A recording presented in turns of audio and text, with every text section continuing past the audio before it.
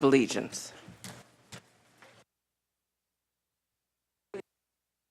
Flag of the United States of America, to the republic for which it stands, one nation, under God, indivisible.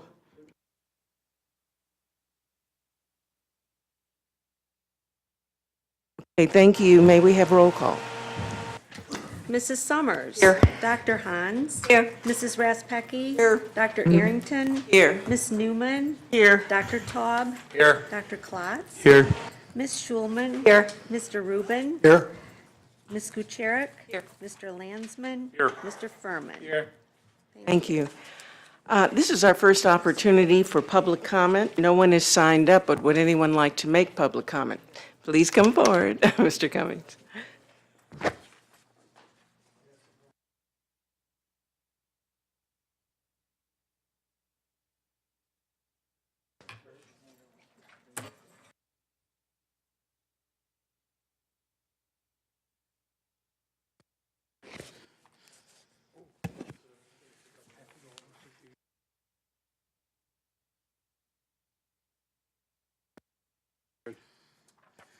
Wow.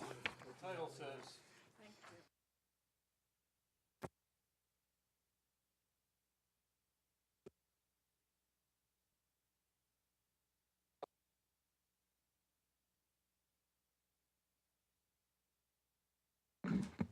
Is this working? Yeah.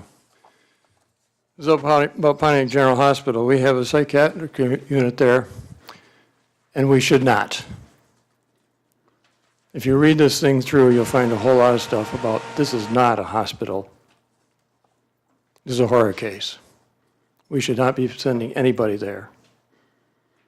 So you need to read it and think about it and decide whether this organization really wants to put anybody in that place. It's bad. I'm not going to go through it. I just want to draw your attention to it. Take it seriously. Thank you. Thank you, Mr. Cummings. Would anyone else like to make public comment at this time? And you will have another opportunity toward the end of the meeting. May I have a motion to suspend the rules and approve the agenda? So move. And moved by Ms. Newman, seconded by Ms. Respecki. Any discussion? All in favor? Aye. Opposed? The motion carries. Next, may I have a motion to approve the consent agenda, which includes approval of the board minutes of September 25th, acceptance of the Committee of the Whole minutes of 9/17 and 10/8, acceptance of the CAC minutes of 9/13, and acceptance of the RRAC minutes of 9/6. Move. Support. Moved by Ms. Respecki, seconded by Ms. Newman. Any discussion? All in favor? Aye. Opposed? The motion carries. As you know, we're electing a new board chair today.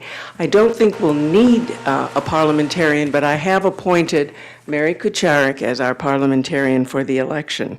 And I think you all know that the person who is successful must achieve 7 votes at a minimum.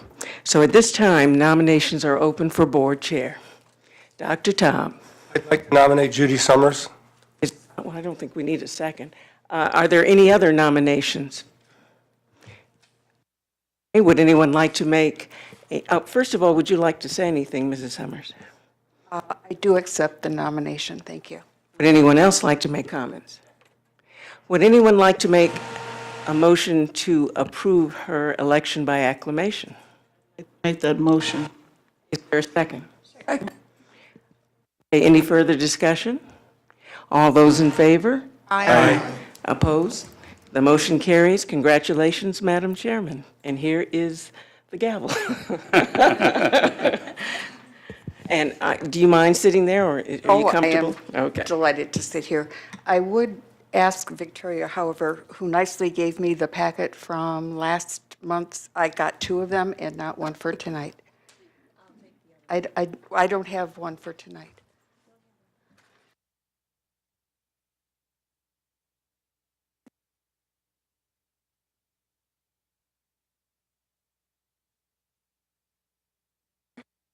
The next item would be, and I'm going to rely on Mary as well, I appreciate that you're willing to do that.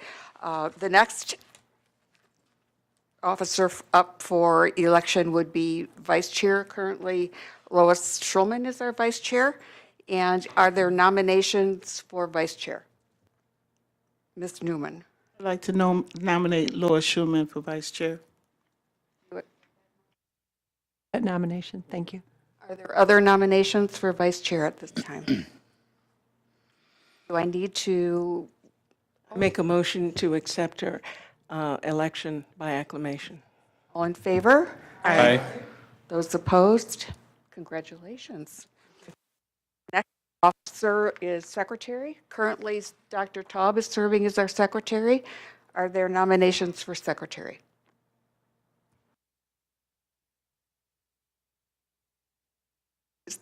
Schulman. I nominate Dr. Taub for secretary.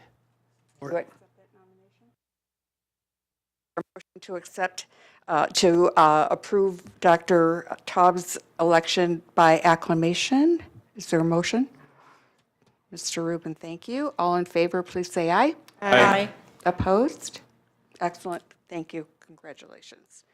Now we do have the chairs of the two standing committees, Policy and Business Operations. Currently, Mr. Rubin is serving as our Chair of Business Operations.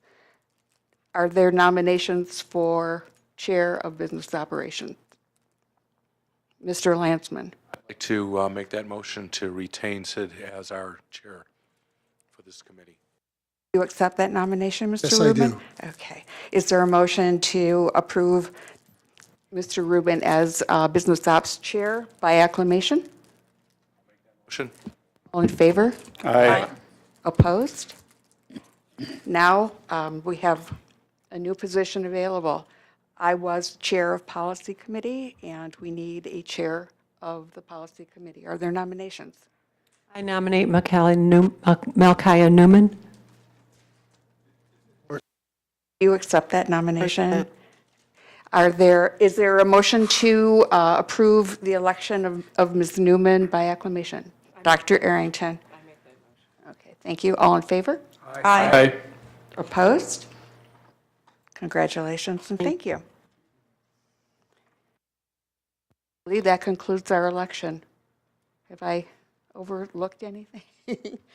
I'm a little rusty. I'm just saying. Okay, the next item on our agenda is an approval item for the appointment to the Recipient Rights Advisory Committee. Vicki Suter? Oh, good.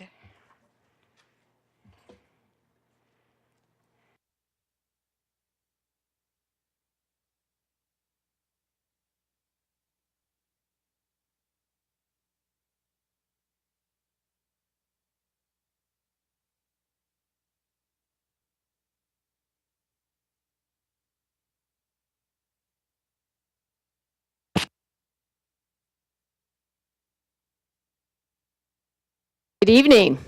Evening. I come before you on behalf of the Recipient Rights Advisory Committee, who brings you a recommendation for a community member at large. We have two vacancies for community member at large, so with this appointment, if you so appoint, that'll leave us one vacancy. Community member at large is an individual that does not fit other categories, such as an individual that receives public mental health services or a family member. It has to be an individual that lives or works in Oakland County. This is Jeanette Hollis Lake, and she does meet those requirements. The Recipient Rights Advisory Committee did interview her at our last meeting at the beginning of October, and they strongly recommend that the board approve her for appointment. She is a clinical psychologist. She has worked with a variety of individuals throughout her career, including people with mental illness, people with development disabilities.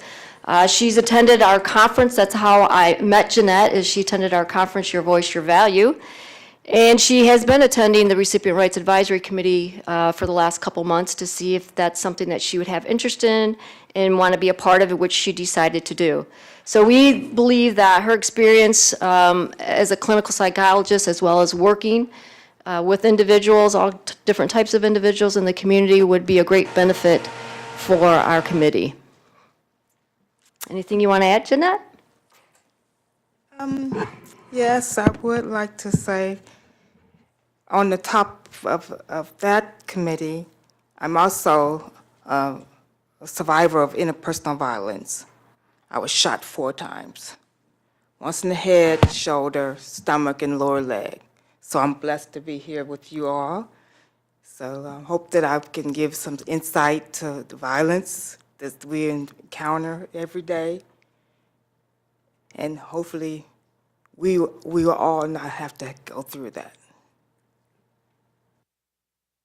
Thank you. Are you making a request that we approve? Correct. The appointment of Yes, Ms. please. Hollis Lake to the Recipient Rights Advisory Board? Is there a motion to that effect? Mr. Landsman? I'd like to make the motion to appoint Jeanette to the RRAC. Or second? All in favor, please say aye. Aye. Those opposed? Welcome. You're going to be a wonderful addition to the committee. Thank you. Much.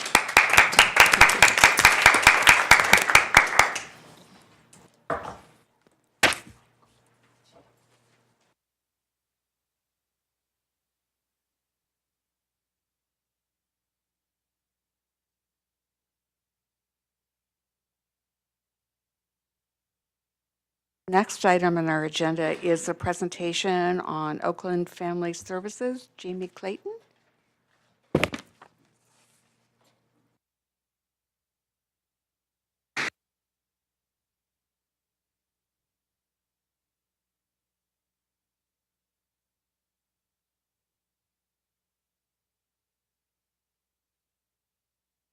Good evening.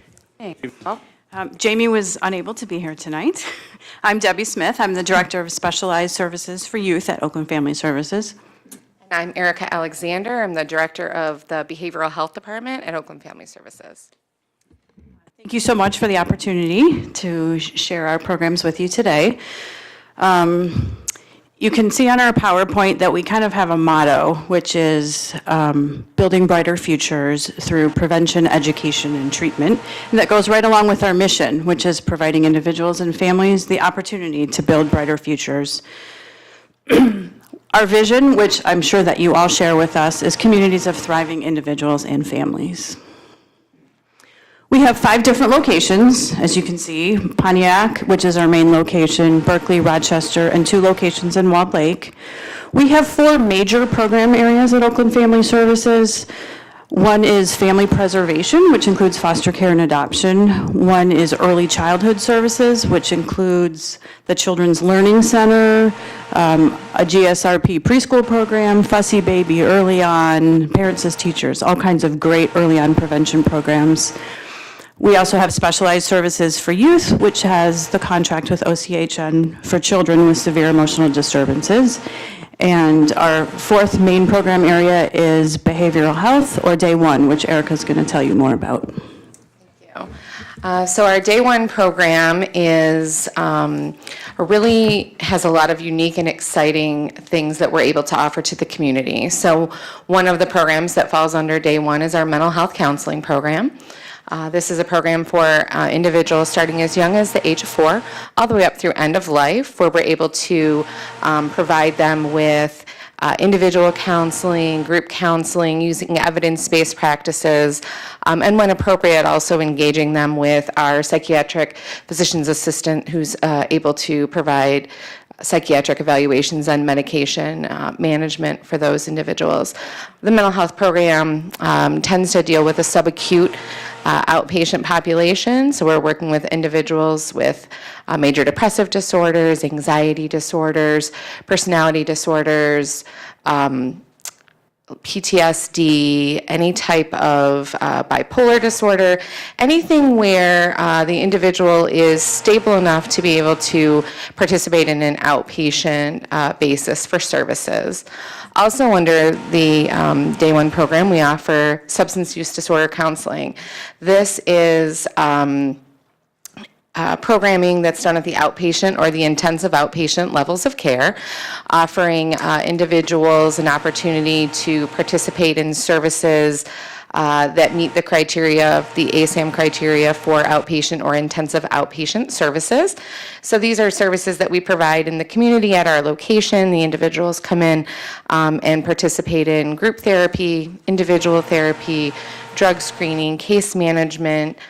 We have peer recovery coaches that work with individuals and services with us, and we're able to offer them, again, evidence-based treatment options to meet the needs of their particular disorder and to help them to become successful. Obviously, we also work with a lot of individuals who have co-occurring disorders. So in order to choose the best programming for those individuals, we look to see which of the diagnoses at present appears to be the most prominent or of the most concern to the individual that we're serving, and that would kind of drive the decision as to whether they're enrolled in the mental health counseling or the substance use disorder counseling services. Our therapists provide both, so you can, regardless of what your primary diagnosis is, you can see one of our therapists and really work on all of your disorders. We have a couple of specialty programs in day one. We have the PRISM program, which stands for Project Recovery, Intensive Services for Mothers.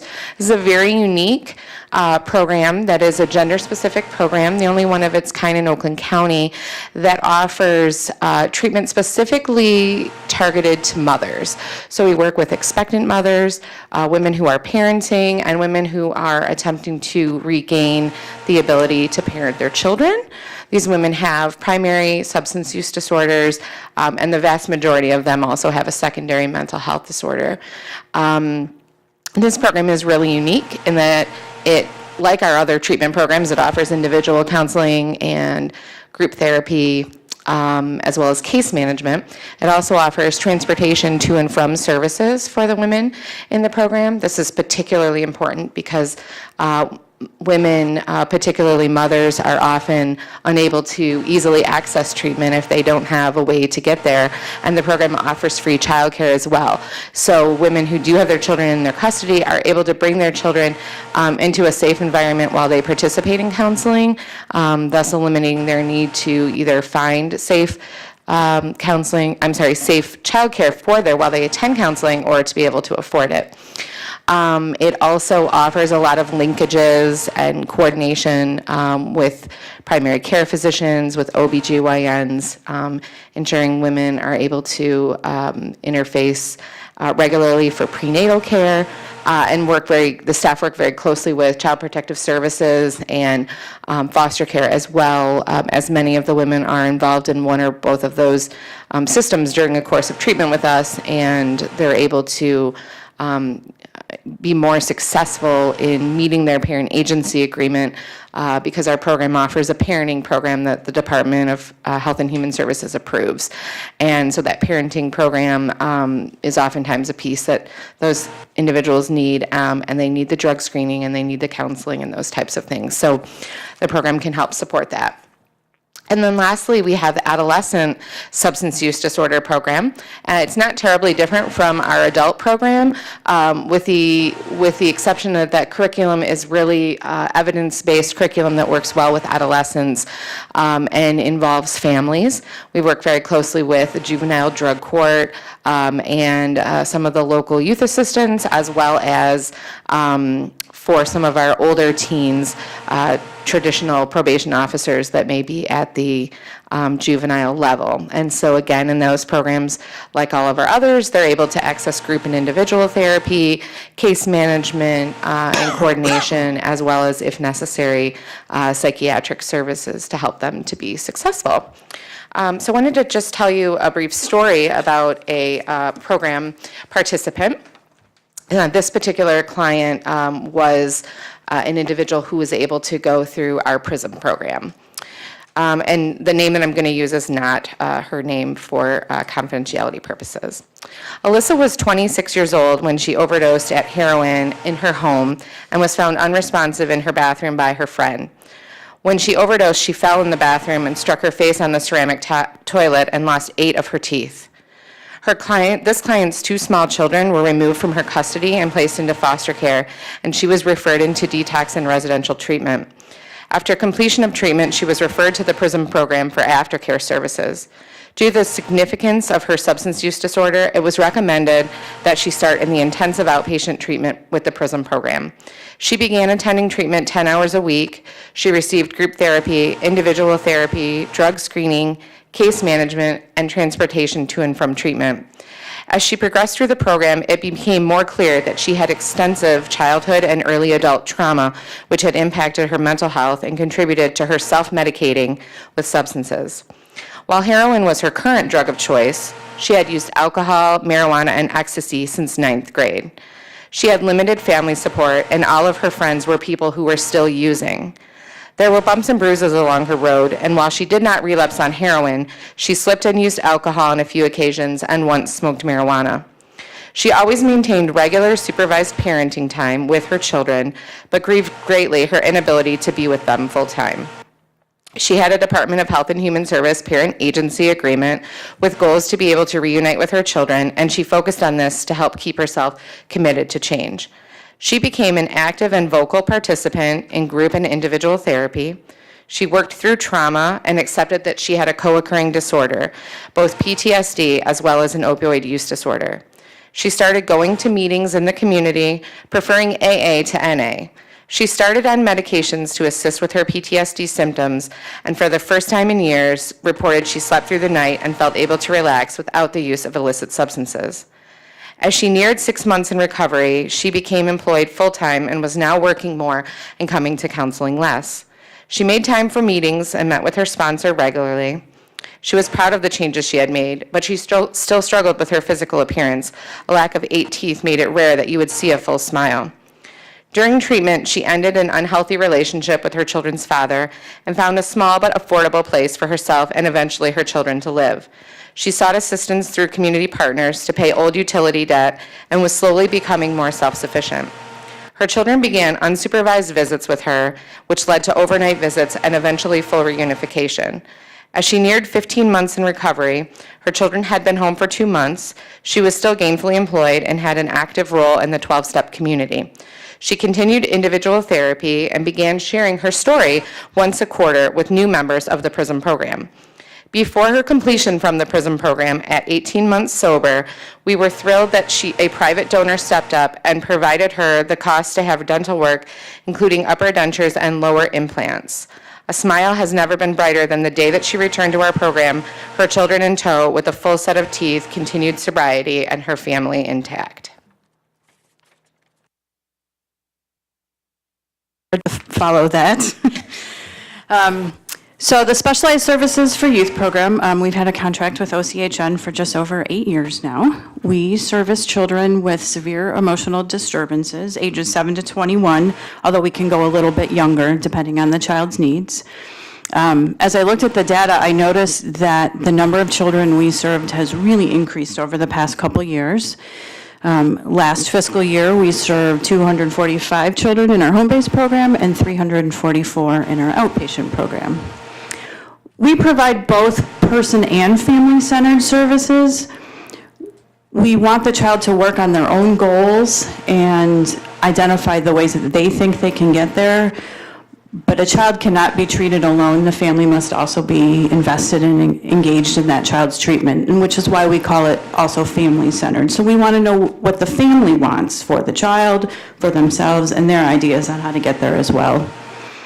Like I said, we provide home-based and outpatient services. Home-based is our more intensive program. A therapist who acts as both therapist and case manager provides an hour and a half of face-to-face with the child and family in the community, home, or school every week.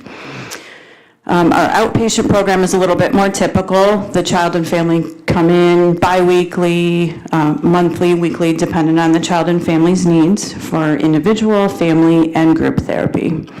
We provide psychiatric evaluation and medication reviews. Because of the number of locations we have 2 psychiatrists, one of which is a telepsychiatrist, and 2 physician's assistants who help with medication reviews. We are very lucky to have 2 wonderful parent support partners.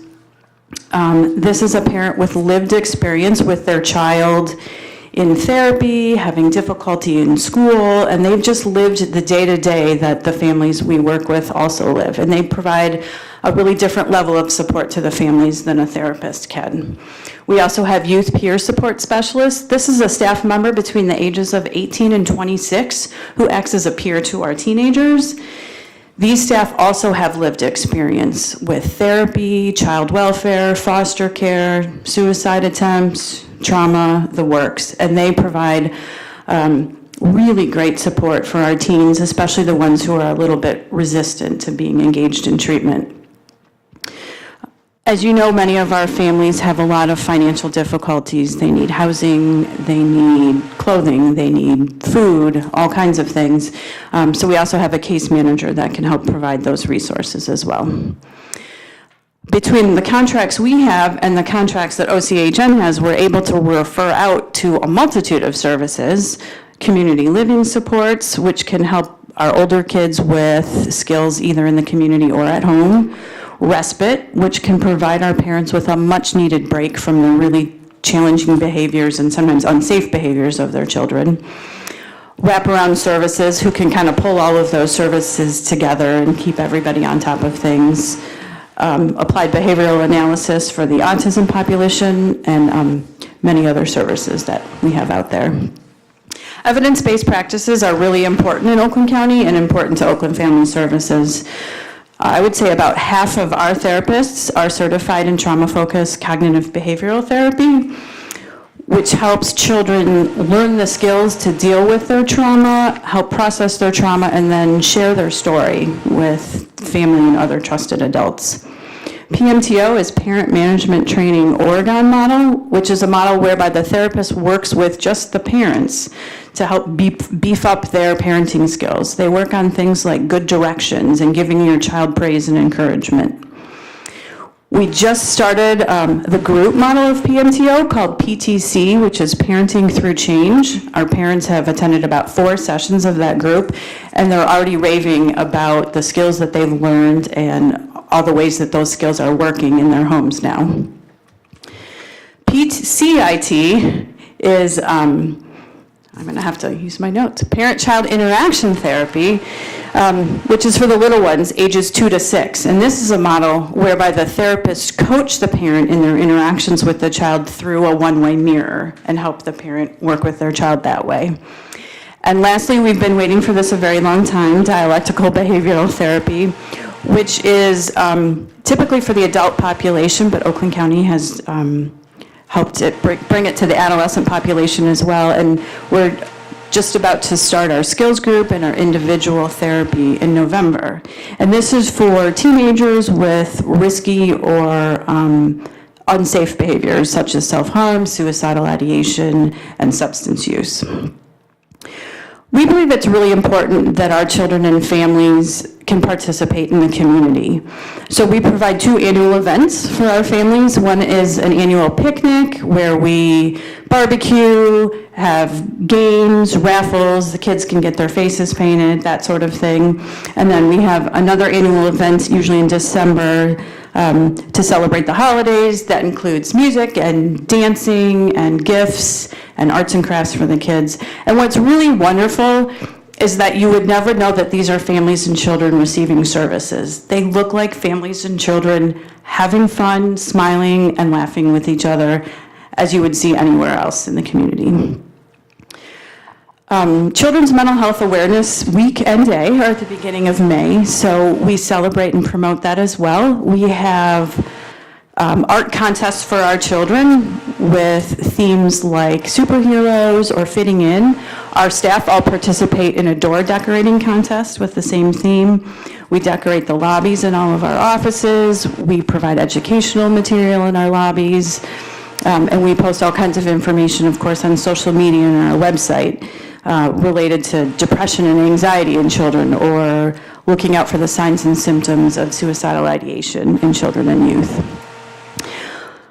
Lastly, something we've been able to provide for the last 2 years is an overnight camp for our children. We have partnered with a camp through Campfire They hire their own staff, but we send our staff. We've had 2 or 3 staff there every day, every night, to help support their staff in dealing with our kids' challenging behaviors that they might not quite be ready for. Last summer, we were able to send 25 kids to a week of overnight camp, giving them the typical camp experience that they might not otherwise get to participate in. I also have a testimonial to share. It's a 17-year-old who was actually a part of 2 of our programs. She was in our foster care program and is about to be adopted through that program, and was also in specialized services for youth. She wrote this testimonial herself and is actually sharing it at one of our events later this week. The first time I can remember being removed from my parents was on my 9th birthday. My parents were addicted to drugs. We moved from place to place, including staying at hotels, and I didn't regularly go to school. My parents often left me alone to care for my younger siblings. I often waited up for them to come home at night, and sometimes they didn't. My parents regained custody of me following this time, as they had the other times I'm told they lost custody, but the issues remained. I missed 7th grade, but luckily enough, I was smart enough to test into 8th grade. Though family and neighbors stepped in to watch me sometimes, I was still often left alone to take care of my siblings. My dad never stopped drinking and had seizures so bad that one time he was dead for 30 minutes in an ambulance. My parents regularly did heroin in front of me. My mom tried to kill herself. I witnessed domestic violence between them, for which my mom was arrested. Whenever my parents left, I worried that they were never coming back or that they were dead. The final time I was removed from my parents' care was when I was 14 years old. I went to Mandy's Place, a section of Children's Village that houses kids who have nowhere to go. 2 months later, I was placed in foster care through Oakland Family Services with my foster mom, who I call Cookie. I'm separated from my younger siblings, who are in another foster home together. I had visitation with my parents, and half the time they didn't show up. When they did come, they were not nice to me. They didn't show up to the visitation scheduled on my 16th birthday. Because of all that I saw and all that I had gone through, I was so angry. I had an attitude and didn't want to listen or to express my feelings to anyone. I was constantly worried that anyone in my life would leave me or die. I was lost. My workers in foster care at Oakland Family Services referred me to another program in the agency, Specialized Services for Youth, in March of 2017. The minute I met my therapist, Carrie, I had a connection with her. I felt like meeting with her started helping me the very first week. Carrie helped me to talk about my feelings, but we also did fun things together. We would play games, color, and do art. She helped me to talk about my strengths, and she gave me coping skills I continue to use. She made me happy and made me laugh, which was not something I had been able to do very much. In addition to Carrie, Lynn, a case manager in Oakland Family Services Family Preservation Program, has taken me under her wing. She laughs with me when I am having a bad day and looks out for me. I miss my brothers and sister terribly and still worry about my parents. In fact, I checked the jail website to see if they are there and alive. But I am happy to share with you that I'm doing great now. I'm 17, I'm in a great school and a great community with a family that's loving and caring. I'm growing up healthy and strong. My grades are good, I'm pretty smart, I smile a lot more, I'm open to a lot of people and have a lot of friends. I always make people laugh. I love going to church, jam skating, sports, and I would like to be a social worker when I grow up. I'd also like to share with you that my foster mom, Cookie, is adopting me soon. I've been with her for longer than I have ever really been in one home. I would tell any child going through what I went through to stay strong and to come to Oakland Family Services. They gave me a home and helped me feel better after all that happened in my life and my family. I like the people and just like being there. I would have been lost without them. Having therapy and people that care changed things for me. Oakland Family Services changed things for me, and for that, I am so grateful.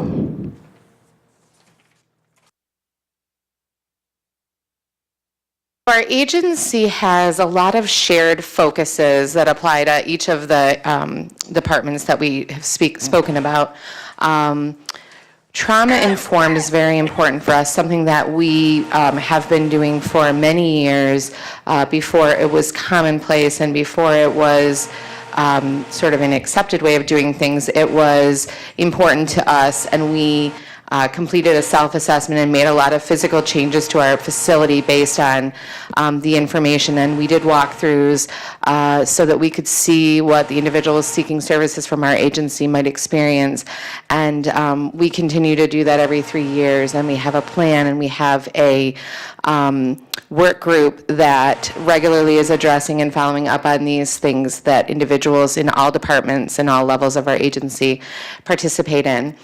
We also have a monthly self-care group, so we're looking at the impact of secondary trauma and having an outlet for our staff who are providing some of this direct service work in very difficult populations to come together in this and support one another as part of that process.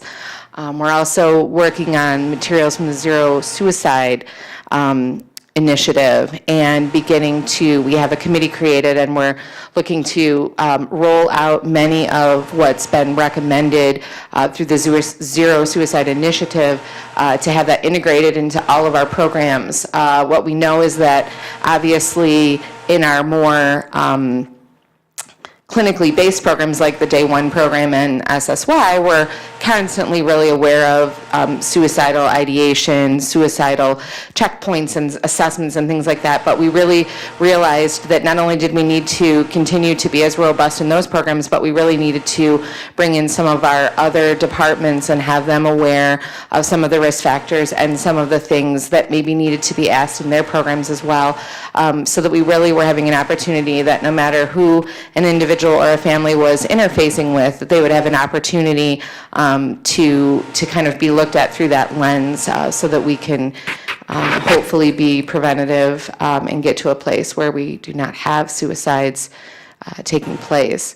We have an intern institute where we provide bachelor level and master's level students with opportunities to work in our agency in a vast variety of experiences. We feel that this is a really important and valuable way of continuing to develop the upcoming workforce. Next Level Leadership is a meeting that takes place, is it quarterly? Within our organization. It brings all levels of supervisors, managers, directors, and vice presidents together, and we have specialized leadership training to have really an alignment within our organization around our situational leadership, as well as leadership development and support and opportunities within our organization. We have been nominated and have won Top Workplace through the Detroit Free Press for the last several years, and continue to feel very proud about that, as well as have taken really any of the feedback that we've gotten from those assessments, even the years when we've won, and been willing to look at comments from staff and really take that into account and look for opportunities for constant quality improvement. It's just really important within our organization. Are there any questions? Here we go. Debbie, Erica, thank you. It was a really interesting and I think enlightening kind of presentation, so thank you. You guys mentioned that you had 2 psychiatrists that were on staff. One is on site and one is telemedicine. Correct. Can you tell me who you're using and how is that working out? We use the one face-to-face. He just works on Mondays, Dr. Sane, and he works in our Berkeley office 3 days a month, in our Walled Lake office 1 day a month. And then through Telepsych, we're using a Dr. Rappaport. He lives in New York, so probably nobody knows him. But he works out of our Pontiac office then on Tuesdays and Wednesdays. And it works out pretty well. The families have a choice of offices, of face-to-face. You know, all families have different fits, so if one psychiatrist isn't working for them, they can always switch to the other one. Well, the Rappaport, Dr. Rappaport, it's not a team, it's an individual that's assigned to the account. Correct. Okay, thank you. How do families find themselves to you? Is it referral only, or can a family walk into one of your offices? Sure, so I can speak to that from the Day One program. So all of our services, it needs to be either the individual themselves, or in the case of a minor, a parent can initiate the services. So while a lot of our individuals may be having a secondary referral source that sort of brings them to our door, whether that's probation or protective services or their lawyer, any of those things, they do ultimately call and make their own appointment with us and initiate services on their own. Then, if they so desire for us to be able to communicate to them, we can have them sign a release for any of the individuals who might need information along the way. But they're able to self-refer or certainly follow up on other recommendations. Debbie's program is a little bit different, so I'll let her talk about that. For the SSY program, they all need to go through the Access Department at OCHN and be found eligible for CMH services, Sorry, SSY? Specialized Services for Youth. Thank you, sorry. We use a lot of acronyms. If somebody were to walk in our office and request services from our program, we would hook them up with Access. We would help them call Access, help them do the screening, and help them through that way. So if it's, and I have a particular family in my mind where all members of this family need services and treatment for a variety of different things. So it would be best to go through the Access Department of the network, you think, or show up on your front door, or the call to come on in. And there's 2 parents, 3 children, 17, 15, and 10. My program, SSY, Specialized Services for Youth, only services children with Medicaid, so that's one consideration there. Both of our programs can service children with Medicaid. The issues we see are much more severe. The children that we see are maybe on multiple psychotropic medications, are at risk for suicidal ideation, hospitalizations, residential, they're involved with the law, so that's a little bit more severe. You can go through either door for children, and if it's the kind of the wrong door, they'll refer you the other way, if that's helpful. Yeah, for sure. And within the Day One program, it's not unusual that we will have multiple family members that we're seeing as well, and sometimes shared with Debbie's department. Like I can think of a family where we see a father and a daughter in the Day One program, and then there's 1 or 2 siblings who are more severe needs, and they're in Specialized Services for Youth. So we make every effort to try to make it also easy on the families in terms of doing our best to try and coordinate, appointment times and things like that as well. Yes, thank you for the presentation. I'm particularly interested about the prison program for women. Is that only for Medicaid mothers? No, it's not, actually. My program, the Day One program, we accept over 300 insurances. We do accept Medicaid. We have block grant funding through OCHN, Office of Substance Abuse Services, so that would be for individuals who are without insurance. But the prison program takes all of the same opportunities. So we have women who have Medicaid, but we also have women who have Blue Cross Blue Shield or, other types of insurance, whether it's through their own employer or perhaps a spouse. That's good to know, because people ask me and I don't know a referral source, so I was really glad to hear that. Thank you. Absolutely, thank you.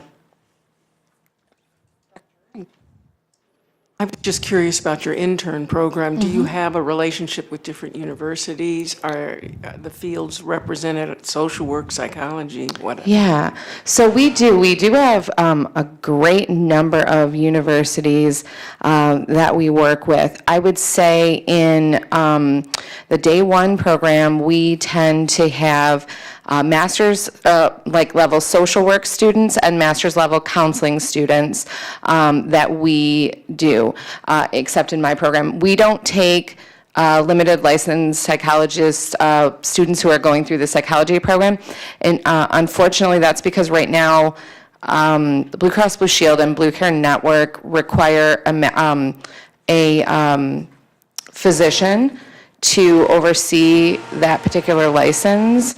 and it's cost prohibitive for us to employ someone simply to, sign off on documents. So we only employ social workers and counselors in my department as a result of that. But there are, I know, bachelor's level psychology students that do internships in our agency as well, in our early childhood departments and also in our family preservation departments. So all three of those would be represented within our organization. Are there other questions at this time? I have a couple. Okay. It was a very good presentation. I learned quite a bit, and I appreciate your effort in doing that. I'm looking back at the day one program, and it says for ages 4 and up. Do you often get children age 4? Yeah, we actually have quite a few children age you? 4 that are in counseling in our organization. Yeah, at all of our locations. There's some, could you share why they're participating? Yeah, so traditionally, the younger the child, the more the work has to oftentimes be done with the parent to help kind of navigate some of what's happening. But a lot of the 4-year-olds that we serve are young people who are really struggling to be successful in a preschool program. And we have a lot of them who are referred from our internal Great Start Readiness preschools, which we have one in Walled Lake and one in Pontiac. And so these are children who qualified as at risk and could be from any number of factors that are happening within the home. And they oftentimes have behavioral issues, challenges where they're at risk of being removed from a preschool environment, which would, of course, make them that much more at risk going into kindergarten. So Oakland Family Services really prides itself on not removing children from a preschool environment, but instead working to help those children and those families and ultimately the teachers to be able to successfully manage the behaviors within the classroom. And so a lot of our 4-year-olds are our little ones who are having trouble in their preschool or sometimes childcare environments. But we also have some 4-year-olds who have witnessed domestic violence, have witnessed or been removed from their home, and are struggling with anxiety and mood regulation. And so we're oftentimes also working with those young, like 4 to 6-year-old children, and helping them to kind of normalize and give words to what they're feeling so that they're able to learn some coping skills as well. I'm glad you're paying attention to the younger children. Sometimes we think that, they let things go, but actually they internalize so much.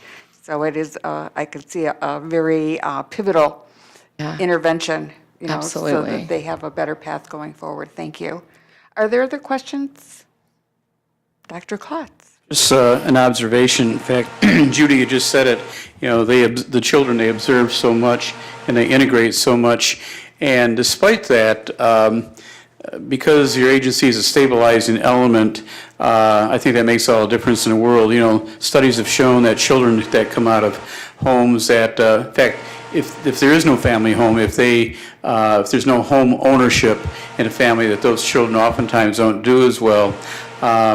What I'm struck by are the testimonials, especially the 17-year-old girl who, after years of being involved in the program, and at age 17 comes out feeling really good about herself. In fact, she even says, "I'm smart." And I mean, that's just so unbelievable. And so even activities like coloring as therapists, sometimes we have no idea what's going on, but we know that the kid is benefiting somehow. We may not be able to put our finger on it, but that child comes to color every week or whatever, so they're getting something out of it, because the child can always run out of the car or not show up or hide or whatever, and obviously they're not with your program. So I really want to compliment you for the stabilization, the nurturing, the empathy, the soft touch that you provide for the children. Other questions or comments? Well, thank you very much for a very enlightening and informative presentation. Yeah.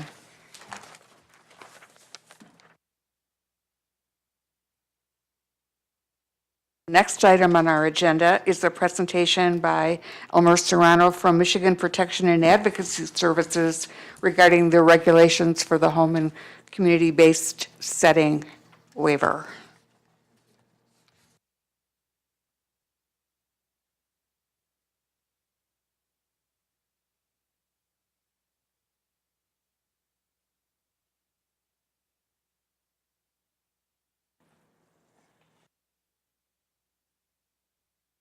Bet it works. Look for red. Thank you, Madam Chairman. I'm Elmer Serrano and the Director of Michigan Protection Advocacy, and I'll get into that in a second, but I want to also comment on the presentation just concluded. I think they're absolutely on target because of all the children and the quicker we can provide support services for kids. Maybe you can have better chances of changing their life. So congratulations with that. I actually started in this organization in my career in 1970.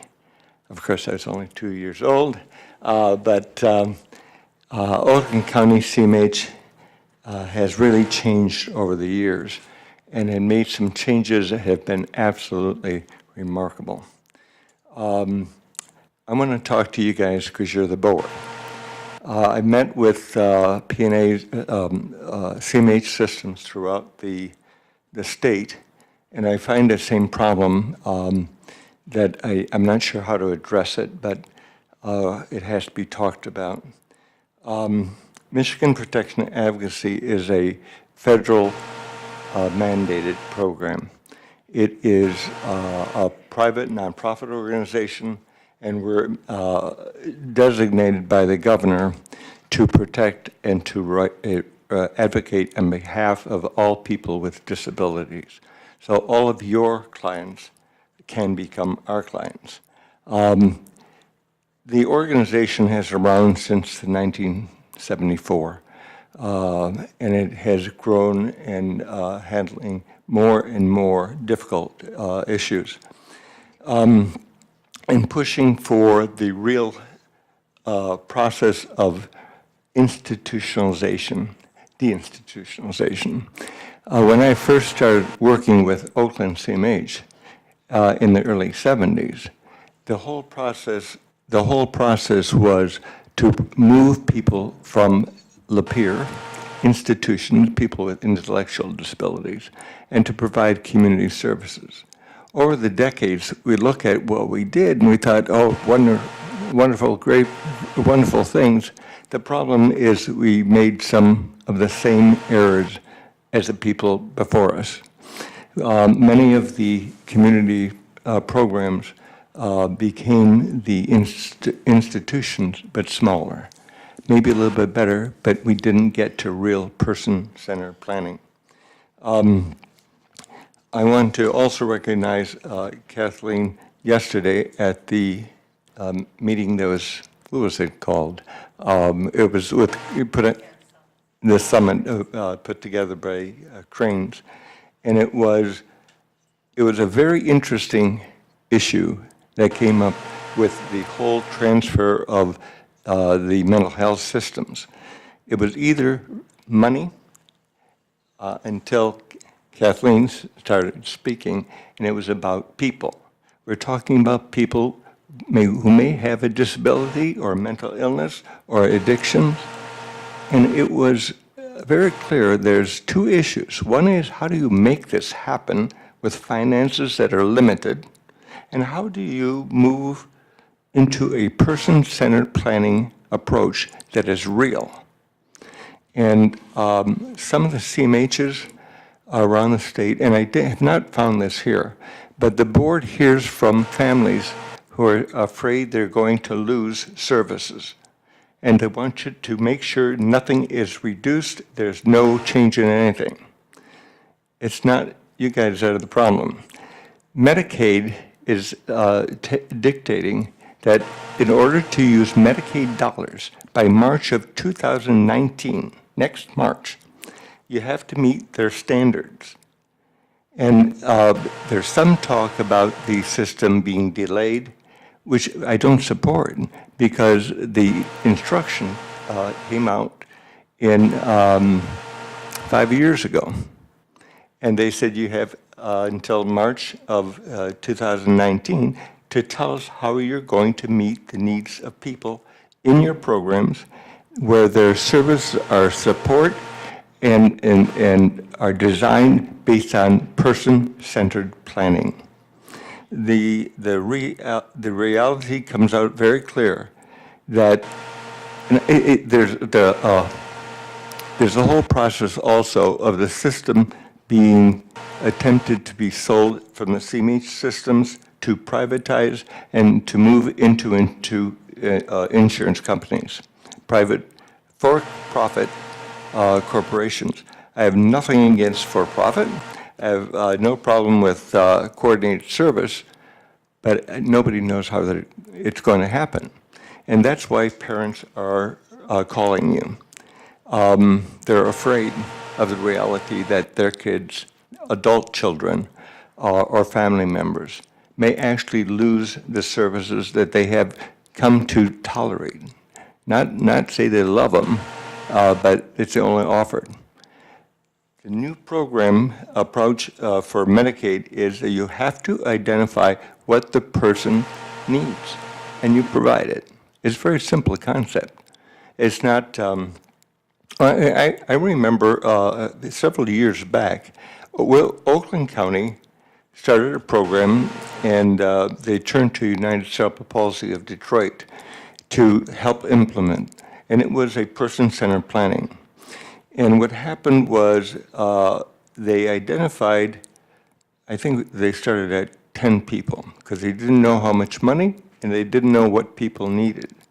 So they pulled together, they actually drew names out of a bag, and they asked people together, they said, what do you need from the Medicaid system or the CMH system? And people said things like, oh, my kid needs a day program, a group home, and a bus to go between the two. And I remember asking, is that what your son or daughter needs? They said, well, no, but that's what they're on the waiting list for. I said, are they waiting for that? They said, well, yeah, they're on the list. Is that what they need? They said, no, but it's only group that had a waiting list at that point. So there was one parent who said, I happened to be at the organization at the time, but he said, Elmer, this is crazy. You're trying us to sit at a table where nothing is, the table's not set. Is that it's not, I said, the menu is not even there. I said, what does your son need now? And he said, well, he just needs somebody to come be there, wake him up to go to school in the morning, maybe to be there when he's after school, something to do, maybe on the weekends every now and again. Is that all he needs? He said, oh, yeah. But he might need in the future. So I realized that people were asking for things because that's what's offered or could be offered. And the reality was he didn't want it at all. And what he wanted was really very simple and very inexpensive. The catch was, if I can't get it when he needs, when he has more service needs, I have to be able to get what he needs then. So do I have to get it now? We said, we don't think so, because it was a demonstration. But the reality was that people hoard the services because they were afraid they would not receive them when they really need them. And we found that we had to just talk to people. What do you need, really? And people were very realistic. They said, no, I don't need it now, maybe in the future, but you have to be there. Medicaid with the home and community-based services is very clear the same way. It says, get people what they need now, and don't force them into hoarding the services because they're afraid of not getting them in the future. But you have to be there. It started with when the CMHs realized that there's a problem, it's with day programs was the first target. And Oakland County, as well as many other counties, probably all of them, they have eliminated day programs to save money. It was not a save money. People had to return to their home, group home, or their home with nothing to do. Because other services have to be innovative, they have to be based on community and integrated. You could provide absolutely that you want if it's segregated and traditional approaches. Medicaid just says they will not pay for it after March. There's also there is discussion that the delay will be postponed. So implementation will take 6 months or something more. The state has not changed its time frame because they don't know what's going to happen. So you have to figure out with your staff is how do we really ask people what they need for their family? People with intellectual disabilities, other developmental disabilities, as well as people with mental illness or addictions. What do they need now, and how are you going to do it in order to do it right, first of all, but also to bring the Medicaid dollars still coming into Michigan, or it'll dry up. Then what happens? All of this is happening at the same time the Bill 298, it's a funding issue. The state is trying to figure out how many community mental health systems should there be, or should there be any at all. They have to be there because they're in law, but they can also change the law. There are 46 mental health boards in Michigan. Some of them have absolutely no idea what person-centered planning is. Some of the insurance agencies, I said, why are you giving us such a hard time? I said, well, do you guys understand what person-centered planning is? He said, oh yes, absolutely. I said, what is it? He said, well, it's any of the services our insurance company or healthcare system offers is open to everybody. I said, good. The problem is we're not asking you what you sell. They can provide, that you can provide the services that you sell. But you have to design what a person needs, not what you sell. And they said, oh yeah, we don't do that. I said, they missed the point. In some places, and I'm not sure if you guys do it or not, but the budgets are developed first. You work with a person you worked on with a long time, and let's start with their budget. How do you know how much you need? Until you identify what the person really needs. It might be cheaper. For some people, it's going to be expensive no matter what you do. The reality, you have to protect the Medicaid programs and allow that money to really provide services based on person-centered planning and self-determination. And this means with the families, especially for individuals who require their support from their families.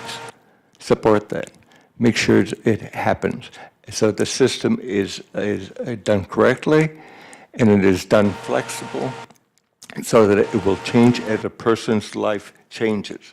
People grow up, people live, people die, parents, caregivers can no longer manage. All that stuff happens. It's going to change. Person's plans are going to change through the decades. It has to be adjustable to that. Oakland County, there's a couple of counties. Oakland's one of them that is real way ahead of the ball on this.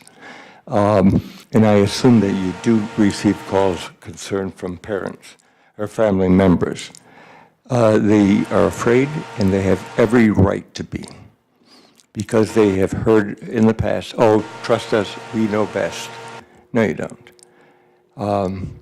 Ask them, talk to people, ask what they need, and understand that you're providing help to families and to individuals to make it through this very, very tough issue. Michigan Protection Advocacy, we have actually, we have a couple pieces of litigation now in districts where services were simply eliminated. And the families are, if they're told anything, they're told, oh, the money's going away, so we have to close this program. It doesn't say that. The Medicaid says you have to change the services you provide to meet the need, whatever it is. And you don't have to close programs, you have to open other options. That's a a very difficult task. And your clock is ticking to March of 2019, 6 months. You might be given some additional time. Who knows? It's still going to hit. And advocates like my organization, other organizations I've been with through the years, we've been pushing for really listening to people with disabilities, not their providers, not the doctors, not the professionals. Let them, they will get advice from people that they need. That's fine.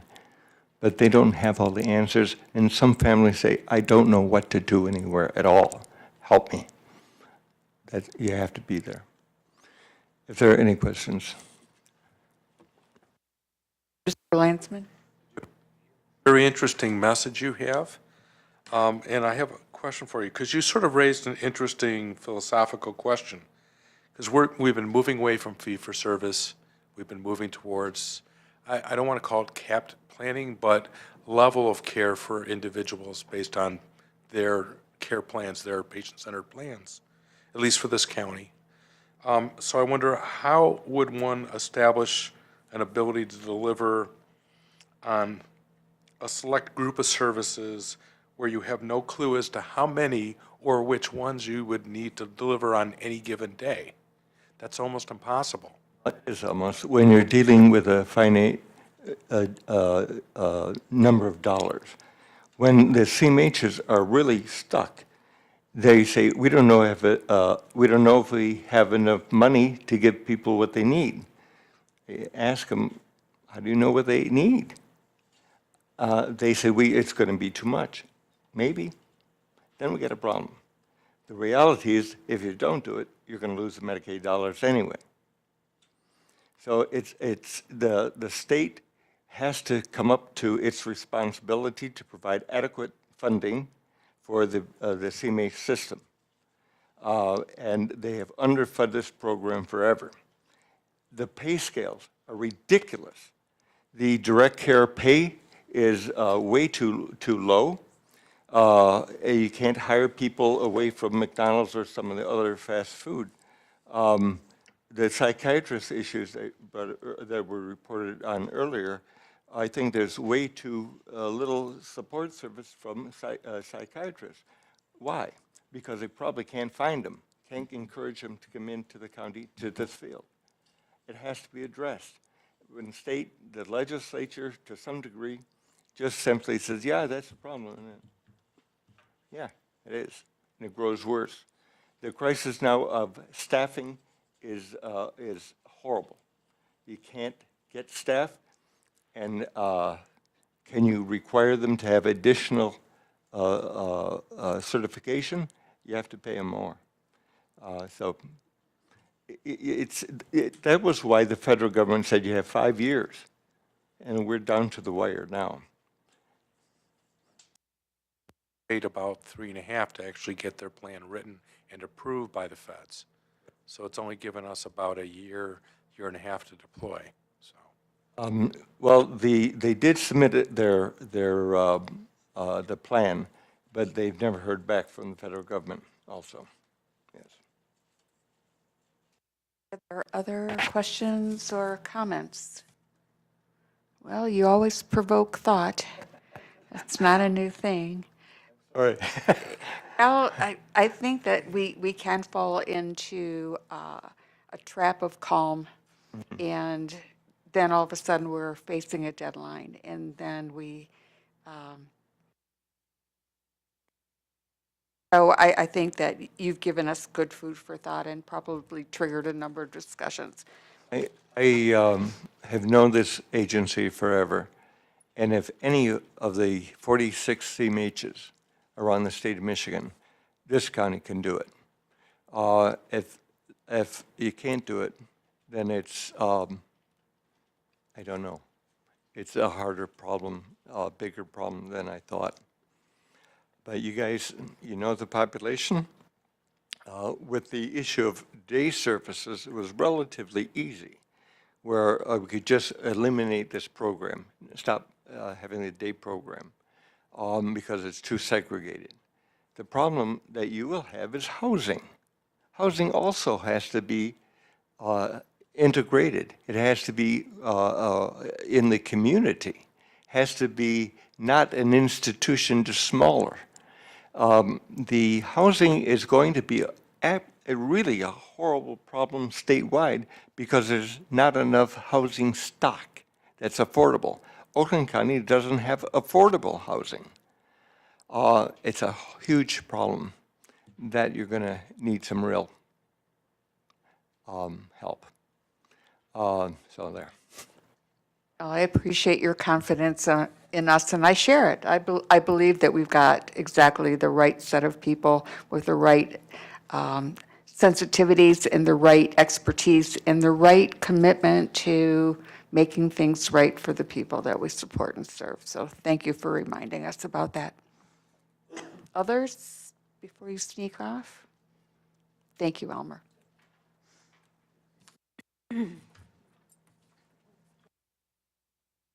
I would like to thank you, Elmer, for everything that you do. You're always on the leading edge of advocacy.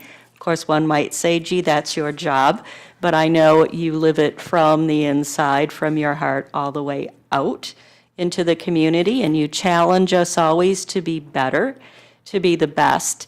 And I say to you from the bottom of my heart, thank you. I've known you for quite some time, and I don't know if folks sitting around this table know that Elmer has announced his retirement, I believe at the end of this calendar year, correct? So I want to thank you on behalf certainly of this organization. If I may say the board, there may be others who wish to say something to you, but your contributions are immeasurable. You're welcome. Anyone else? I agree. Thank you. Even though you've given me some headaches, thank you.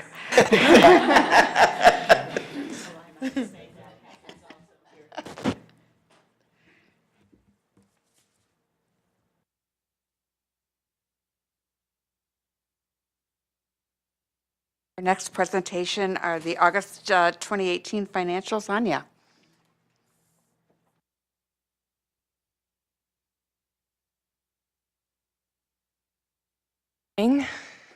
Jonathan, I just want to step back to your question a second ago about understanding how to predict costs, and I will tell you how we do that is we use data. We use data and historical data to make adjustments for what we plan to spend, what market changes we expect to happen, and so that's how you see us do that here at our organization. So we do our best to do predictive analytics and utilize the tremendous amount of data we have, and that's why you see us tear things apart and start over sometimes if we don't have it in the way we want it. So you see us kind of start from scratch if we need to be able to look at it a little differently.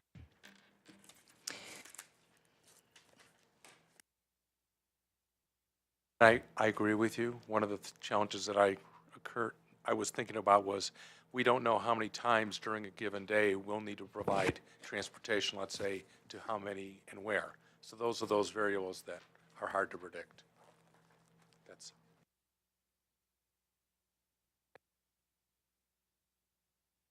Ready for August financials? If you're looking at August, you're seeing current assets, and if you recall a couple of months ago, I told you we would see current assets go up over the last few months of the fiscal year because of that late budget adjustment that was done by the department to add the $60 million for the DAB adjustment. So you see, if you're looking at cash, that's gone up slightly. The two cash amount accounts netted together have gone up slightly, and total current assets have gone up a little bit for the month of August for that reason. You'll see that again in September. Sometimes I do and sometimes I don't give you a September financial statement. I'm thinking I'll probably at least give you a draft one. Recognize it's going to change as we go through the audit, but just so you can see that happening again in September. Moving down to total assets, you'll see that including fixed assets, you'll see that does go up again in this particular month. Again, same reason, short-term assets versus long-term assets. As we pay down the building, those assets will go up, and as we collect that money for the last 3 months of the year, the current assets do go up. So moving down to current liabilities, you'll see that has gone down slightly for this particular month. The one thing offsetting that, we did pay down some of the due to providers and due to community hospitals, but what you see that is a little higher than the prior month there is the accrual for payroll and benefits, and that's because August is a longer month and it has a few extra days of accrued payroll in it. So you'll see that on the expense statement as well. But in total, you'll see that current liabilities has gone down slightly for the month. And then if you jump down to net position, the net position does go up a little bit from the prior month, which is different than we've seen in past months for this fiscal year because we did have a planned deficit spending, but because we're receiving the majority of that money in the last 3 months, you will see that change over the last couple months of the fiscal year. Does anybody have any questions on the statement of net position before I move on?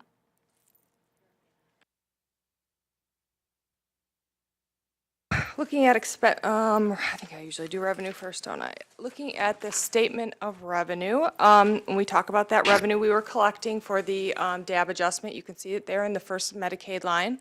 What you're seeing there is that $6 million broken up into 3 payments. So it's roughly what we would have gotten for the entire month spread over 3 months. So you see that's why there's that variance there even after we did the budget amendment, because we are collecting all of it in the last 3 months of the fiscal year.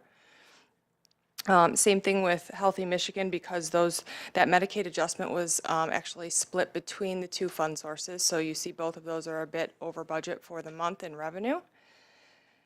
And then total year-to-date, you can see we're just under budget by about less than 1%, and that's what we continue to see as the DAB eligibility changes, is even after Budget Amendment 2,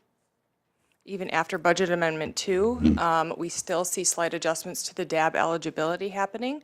So those are things we just continue to watch, and as we go through fiscal year 19, we will update as we go through that as far as our predictions and revenue adjustments through fiscal year 19. General fund is as expected, and the other fund sources, if you look down for SUD other, you can see we did get a PA2 payment in August.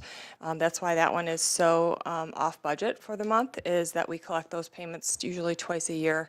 So you can see we did get one in the month of August, and that has us in total just under 0.5% off from the budgeted amount of revenue in total. Anybody have any questions on revenue before I move on to expenses? Mr. Rubin? You know, the budget numbers in this report, throughout the report, is that prior to budget adjustment 1 and 2?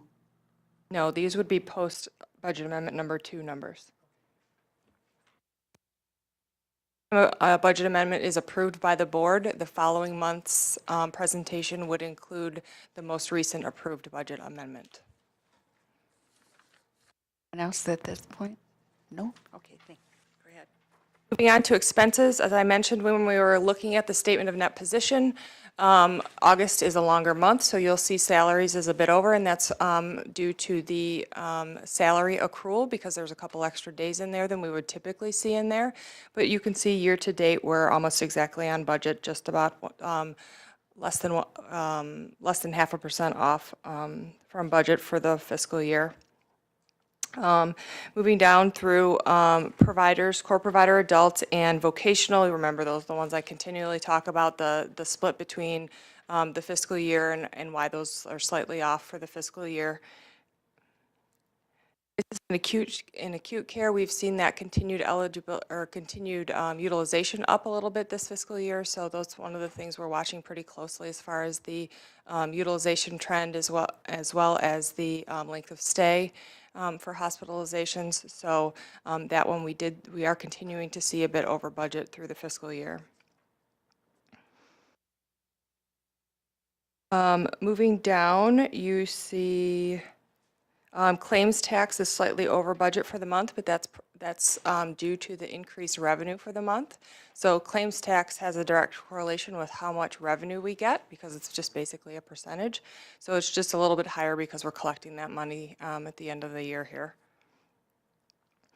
Moving down, you see grant expense is slightly off budget for the month, but that's just a timing issue.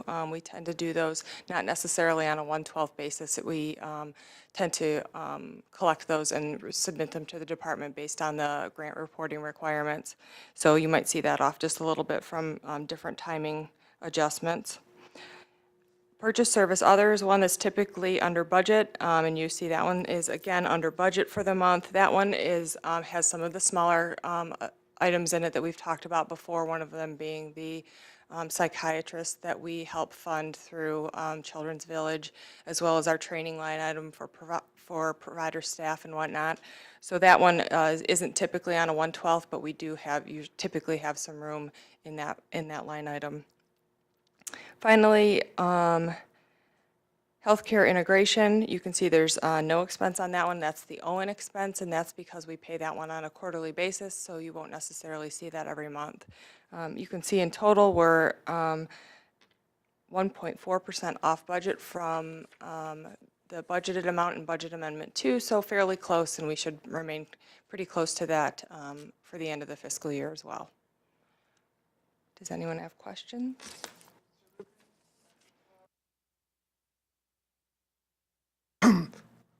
Excuse me. On this report, which is an 11th-month report, what do you think the variance to budget will be in the 12th month or year end?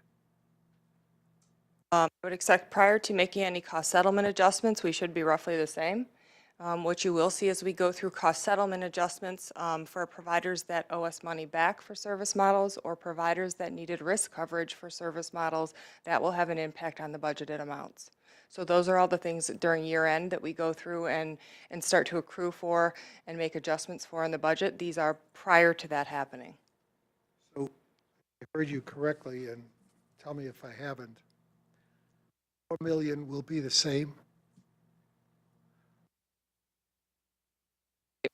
$4 million loss, or the negative number of 4,093,000 will be the same at year end? The estimate will be the same through September. Once we make adjustments for cost settlement, that will change based on the needs of the providers throughout the fiscal year. As you recall, as we implemented service models, we provided risk coverage to several of the providers, and there are several that will take us up on that in this fiscal year. Thank you.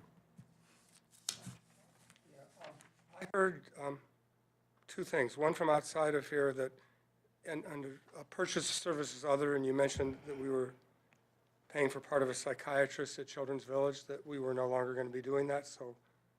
My knowledge, that's still budgeted in here going forward into fiscal year 19. Now remember, this is fiscal year 18. So we did in fiscal year 18.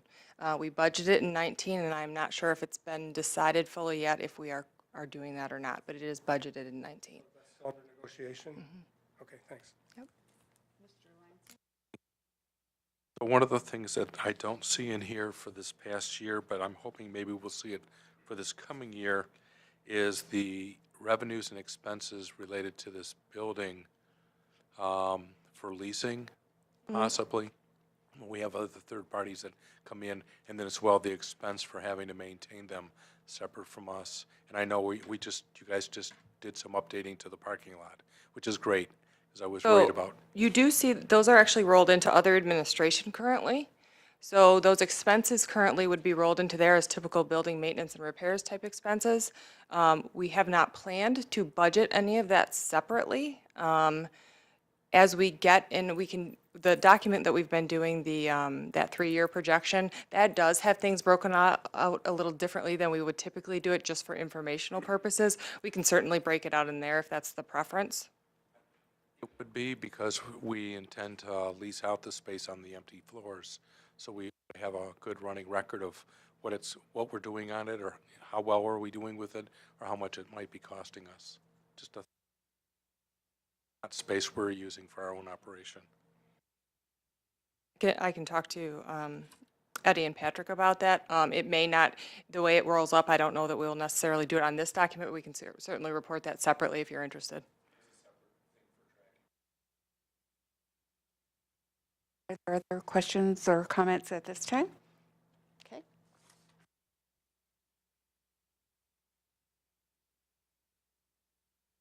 I have one more.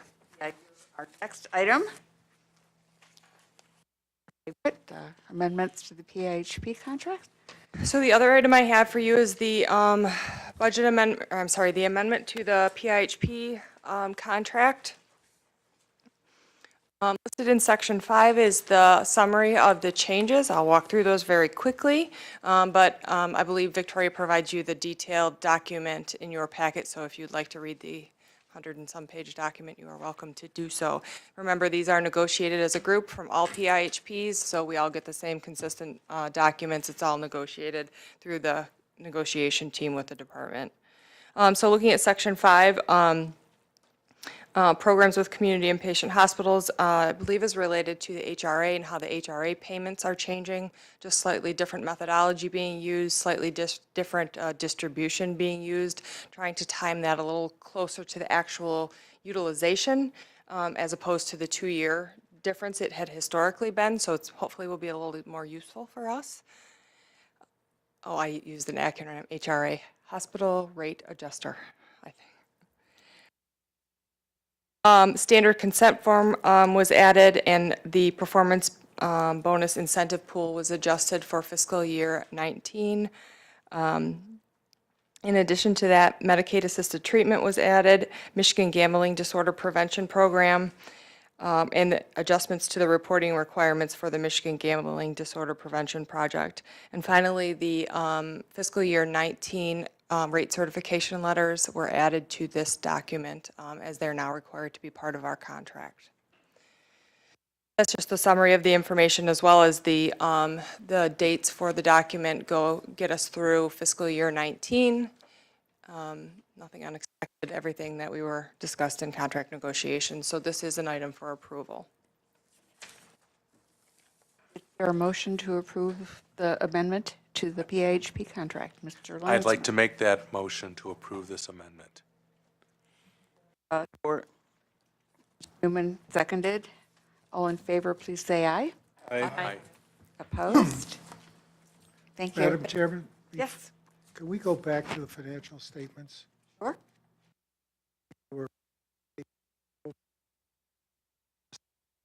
Your response to these questions. If you go to the one that says days of operating cash and investments on hand, looking at fiscal 18, the August number. Bring it up with me, so bear with me. I'm going to have to look at it on here. It's not Ruben, typically could you one tell us what page you're referring to?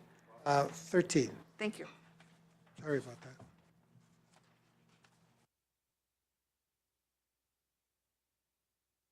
The question is where we show the $49.68, which is a declining number from the prior year. If we remove any of the well, first of all, does that include restricted funds? It's not going to necessarily include investments. It says here, days of operating cash and investments on hand. Right, be anything that's considered a short-term investment at the time.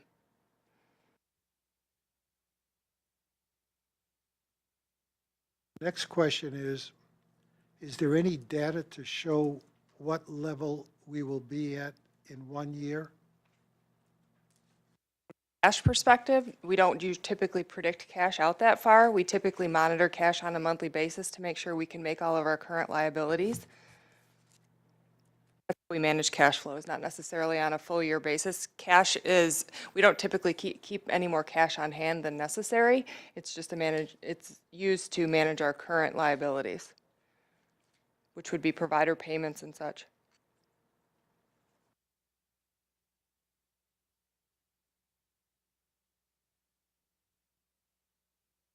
You finished with your questions?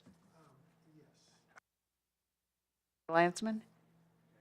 You would have knowledge predicting out to the end of the year what we might have for reserves. Roughly. Yep, in our budget.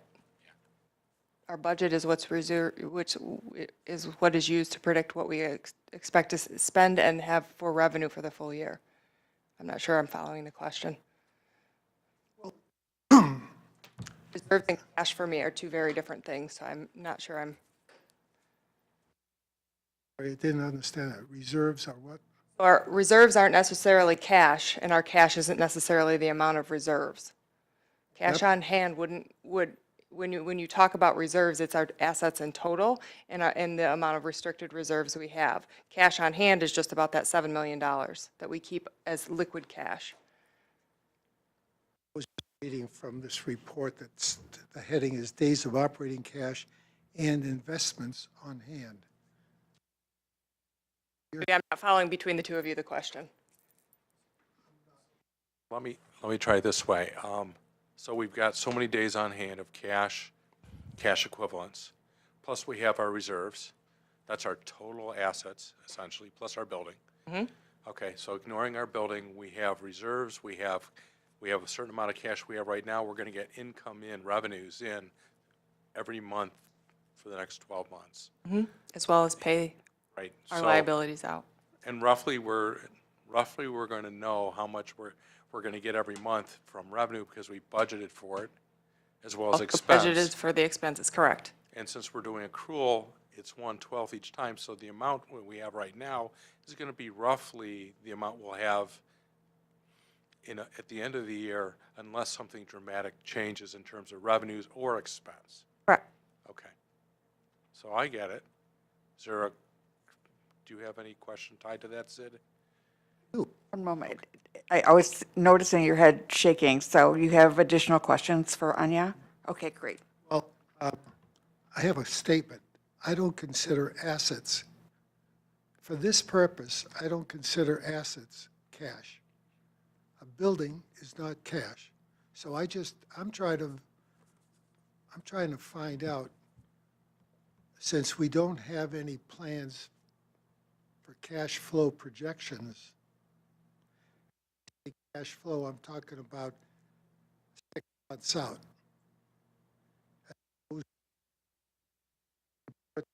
At the other meeting where we had a report that showed a monthly operating statement. So I just want to follow the days on hand for cash purposes, real cash, not restricted cash. And that tells me where we're going in our financials, our cash financials. I don't have any other questions. Thank you. I believe that concludes the agenda item.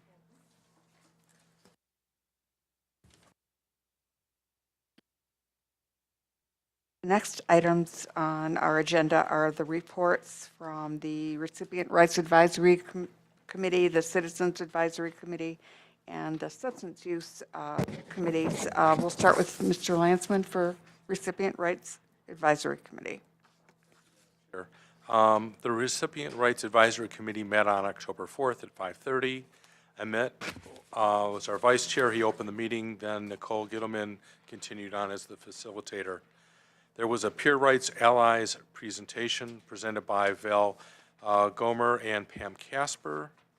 Many of you guys know who they are. There were a number of questions asked by members of the RRAC and then answered by Pam and Val. Essentially, the peer rights allies share their knowledge and their support with folks that we serve by explaining the rights and services with a focus on real-life situation to help the people we serve understand as it relates to informing them about the rights as a person receiving mental health services, connecting them by listening to their concerns, successes, and needs, empowering them on how to become better at advocating, communications, and expressing their concern, but also embracing their patient-centered plans. And then lastly, to encourage them to continue in their quest for self-determination. So I thought it was pretty interesting. Suter then followed up with a brief update about the recovery celebration that was held in the parking lot here. I don't have the date of when that was, but it was a few weeks ago. We had a food truck, there was a recovery walk around the building, and more than 400 people attended. Fentner, our manager of ORR, Office of Recipient Rights, provided a brief update that the team is recovering from the on-site review by the state. That's the every 3-year visit that we get from them. The state published their initial 11-page report on the visit. There were no repeat infractions from the prior year's review, which is really good. And on top of it, we scored a 184 out of 194 points, so a 95% score. That's really good. So no repeats and a pretty high rating. Lastly, there was a statewide recipient rights conference that was held back on the 11th through the 14th of September. I think I mentioned it in our last meeting that it was coming up. So some of the RRAC members attended it, and then they provided some takeaways about what they got out of the conference, like time management, and another one about that there's 4 codes, including a duty to warn when they think there's something not right, and a duty to report when they see that there's something not right. So some really good takeaways. And then Gene Fentner then reported on the site reviews. We did 100% of the site reviews, the 370 sites last year, so all done on time, within plan, and the group that does the on-site reviews has started the process up again already because we have so many of them to see every month. So, and then lastly, we had 2 vacancies. We interviewed 1 person for it. That was Jeanette. We recommended her tonight. The board here approved her, so we welcome you to the RAC. That's about it. Next meeting is Thursday, November 1st, so it's very quick, at 5:30. Thanks. Thank you. Are there any questions for Mr. Landsman regarding his report from the Recipient Rights Advisory Committee? I have just one point of clarification. The monitoring is done on the fiscal year and not a calendar year? Correct, fiscal year, and actually it's on a, it's really, there is so many that we have to do, but if a group is seen in October, we see them in October again every year. So it's within a 12-month period, plus or minus, I think it's 30 days or 15 days either way of their annual date. So guys that get seen in November, those that get seen in April, it's always in April. Regarding the Citizen Advisory Committee. I've reported it on all meetings to date, and our next meeting will be tomorrow morning at 9:30 at the building. Thank you. Dr. Klotz, if you would provide us with your update from the Oversight Policy Board Committee? Yes, actually, we're up to date on the updates. We actually meet quarterly. Our next meeting will be a week from tomorrow on October 24th at 1:00 p.m. in this building. I just want to make a comment about the recovery get-together in the parking lot. Jonathan, you said there was 400 and something? Yeah, which is fantastic because I see those numbers continuing to go up. That's when people who are in recovery from substance use get together and celebrate their recovery, and it's basically like a picnic time, and it's a fun time, and it speaks well that that number keeps on going up every month, and I thought it was exciting that we had a truck this time. So, right. The next item is other business, and Dr. Taub advised me that there is a board chair meeting at the conference, correct? And I am not attending the conference, and I'm just want to double check. Ms. Schulman, would you be able to attend in my place? Yes. And you'll let me know what occurs? That's terrific. Thank you very much. This is our second opportunity for public comment. Is there anyone who would like to speak at this time? Please. I know it's, will the chair just roll to get you to the table?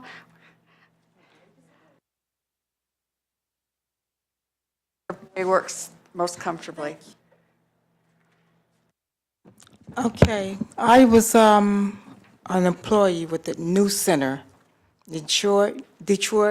We had 100 clients we had to see in that month for training, personal growth, and then also getting the people that had the homes to teach the clients so they could go out on their own.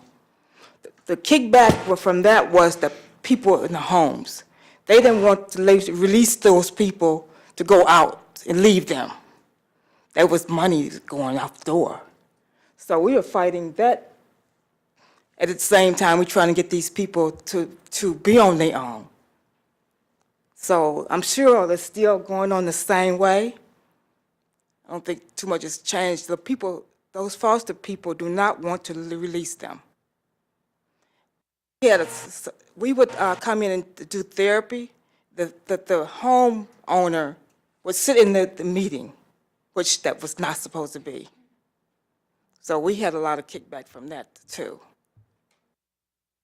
I don't know how many people actually go out and see what these homes are actually doing, but they're losing money. What you do? Keep the person from learning. And then you think about it. I would tell them, teach my client to wash their own clothes. The time frame from them doing that wasn't there. Or them making their own beds up. It's better if we just do it. No, you're not teaching them what they need to know when they leave. I just couldn't believe, here it is 5 men or 6 men, 50 years old, in a bed area. I'm like, he should be out there having fun, meeting a nice woman, but he couldn't. And then what the homeowners would do, would tell the client, you probably would end up back on drugs if you left here. So they had been probably in and out of the home and not being, and their family probably is closed the door on them. So what would they do? Only home they know. Fighting a battle. We see why you're going to be such an asset to the Recipient Rights Advisory Committee. Thank you for your comments. Is anyone else? Mr. Cummings.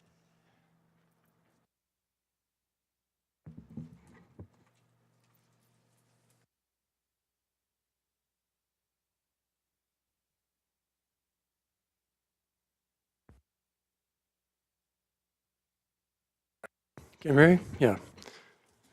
Fred Cummins again, President Labs from LA, Vulcan County. I wanted to build on Elmer's comments. I think it's really remarkable that somebody at the state or the federal level is starting to care what the need is. They've never done that before. They've always just said, well, here's some money, go use it, help people, without really figuring out what the need is. And that's been a big theme of mine, is we need to know what the need is. And at a legislative or state level, we need to know how far the money is going to meet that need. Who is not getting served and why? And do we accept that? Is that politically correct? That question is never answered because we don't know what the need is and we don't know how far the money really is expected to go. But it's remarkable if somebody actually is starting to care about that. Now, taking this a step further, Elmer was talking about what do you as a person actually need? Not what are the services that you think you might be able to get, or the services somebody will allow you to get, but what do you actually need? We need to go beyond that. We need to be looking at what does our community need? What do the people we are not serving need? About 250,000 people in the state of Michigan who are seriously mentally ill. About 100,000 of them are not getting any services. There's a need there. Not all of them would accept any services, but a lot of them would, and particularly they would accept them if you got them when they're in the state of mind to recognize that they have a need as opposed to going downhill heading towards a crisis. We need to be dealing with people who are eventually going to go into crisis as opposed to waiting for them to go into crisis. And we need to sustain their services so they don't go into crisis again and so they have a better life in the long term. There's a need there that we're not even thinking about at this point, certainly at the state level. I think there's an opportunity here to say, let's, as a county, not regardless of what the state's doing, as a county, what is the need of our county for mental health services? Considering those people who ought to be receiving services, or at least would accept them. And how can we do that and actually make the community better and maybe not even cost as much, because people don't get as ill if they get the services when they need it as opposed to when they go into crisis. And that's true across the different populations. That's not just people who are mentally ill. If you take care of people when they first when you recognize the need, they probably won't get as ill as they will if you wait until they're really seriously ill. We know that's true for heart attacks, right? You don't just wait till somebody has a heart attack to start providing some services to prevent it. Give that some thought. Could we actually look at what the needs are of Golden County and put together a plan that says, this is the need, here's what it would cost to satisfy the need, here's what we are not doing because we don't have the money. Make it very clear to the legislature, the department, our community. Make it politically correct to address the need. Right now, it is not. We get what's left over. They don't care what the need is. Thank you. Anyone else who would like to make public comment at this time? Okay. The next item on our agenda is the executive director comments. Kathleen, are you making any today? There is no director's report. Certainly Annette sends her regards. She's out of state right now. I would like to congratulate those board members who were elected or re-elected tonight. We appreciate the work that you do and look forward to working with you as well as the rest of the board members. Thank you very much. Thank you. Next item is board member comments, and I'm going to step in before I open it up. And I just was neglectful, Betty, for not thanking you for your 6 years of really significant effort and commitment to our board. And I just wanted you to know that I, amongst all, appreciate very much what you've done for us. Thank you. Okay. Are there other?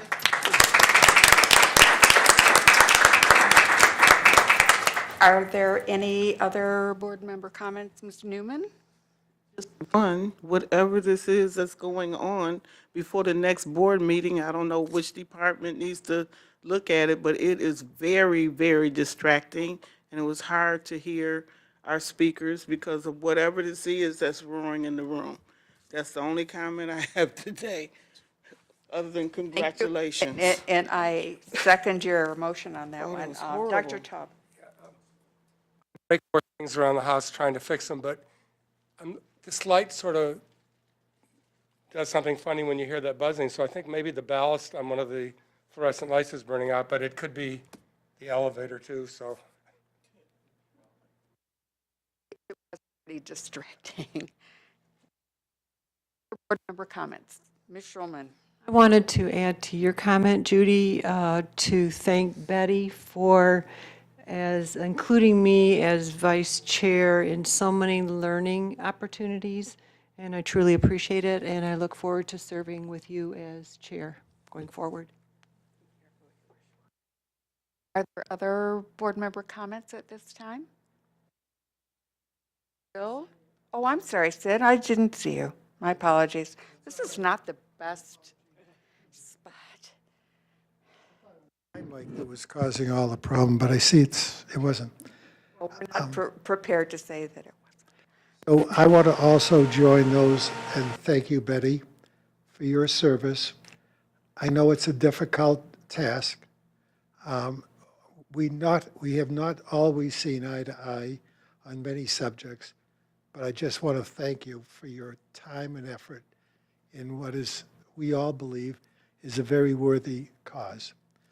And then the other thing, I want to thank the board for your confidence in me and continuing my efforts in trying to understand the financial pictures that we all face. It isn't an easy one. It's not a pleasant view, but the whole industry is facing the problem that we're facing.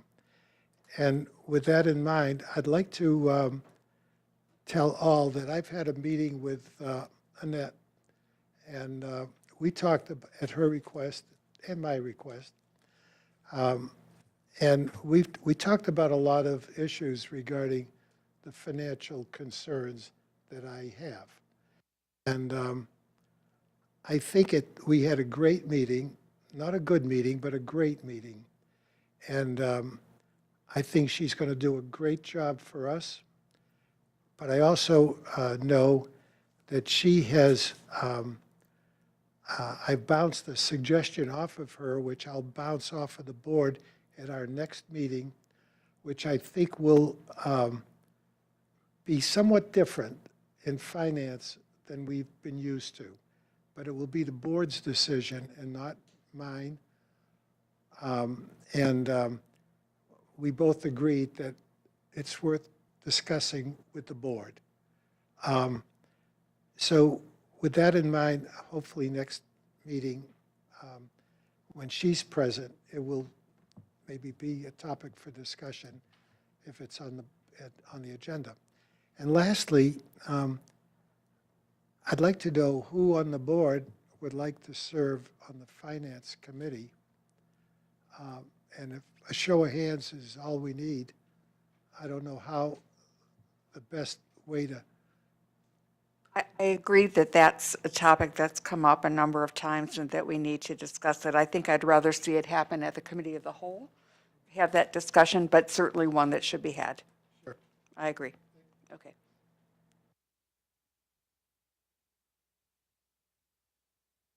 Are there any other board comments? Yeah, that probably would have been an appropriate thing under other business. We do have a study session scheduled for October 25, I believe. And I think at that time, Edna is going to be making a presentation to us. I'm not clear on what the other agenda items. Marquita. Oh. It will be a meeting worth attending. Let's just put it that way. We're going to have good presentations and probably good conversation. There might be another item or two that might, Annette and I have been talking a little bit about our strengthening activities that we want to do board-wise, and that may be on the agenda for the study session in October as well. So.